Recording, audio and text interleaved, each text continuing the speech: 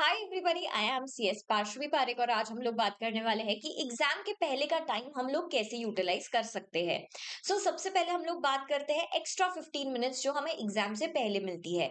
यहाँ पर हमें क्वेश्चन पेपर मिल जाता है लेकिन अभी तक आंसर्स लिखना हमारा चालू नहीं होता है।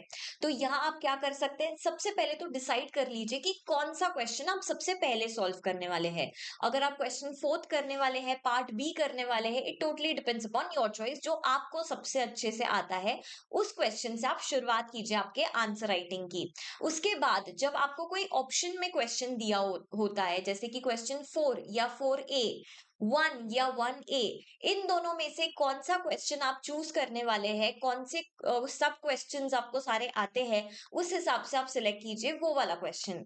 साथ ही जो सबसे पहले आप आंसर लिखने वाले हैं उसका स्ट्रक्चर सोच कर रखिए कि कैसे आप आंसर को लिखने वाले हैं, क्या स्ट्रक्चर से लिखने वाले हैं। Because first impression last. Yes. उसके बाद अगर मैं बात करूं तो आपके जो क्वेश्चंस है ना, उसको डिवाइड कर दीजिए टाइम अलॉटेड से। जैसे अगर 6 क्वेश्चन मुझे सॉल्व करने हैं 3 घंटे में, इसका मतलब है कि मेरे पास 2 क्वेश्चन सॉल्व करने के लिए 1 घंटा है। अब यहाँ पर क्वेश्चन सिर्फ दो नहीं है, ये 2 क्वेश्चंस के अंदर चार चार क्वेश्चन, चार चार सब क्वेश्चंस आ जाएंगे। तो इट मींस 8 आवर्स, 8 क्वेश्चंस हम लोगों को 1 आवर में सॉल्व करना है। तो ये माइंडसेट से आपका आंसर लिखिएगा। इसके अलावा टाइम मैनेजमेंट काफी इंपॉर्टेंट रोल प्ले करेगा। प्लीज आपका टाइम वेस्ट मत करिएगा ऐसे क्वेश्चंस के ऊपर जो आपको नहीं आते हैं। वो आप लास्ट के लिए रख लीजिए। आप ऐसे सोच लीजिए भाई ये नहीं आता है ना, इसको मार्क करके रख लेता हूँ, लास्ट में ये सॉल्व करूंगा अगर टाइम रहा तो। क्योंकि इससे क्या होगा, जो क्वेश्चंस आपको आते हैं उसमें आपका टाइम आपको कम मिल सकता है, इसीलिए जो क्वेश्चंस नहीं आते हैं उसको लास्ट के लिए ही रखिए तो बेहतर होगा।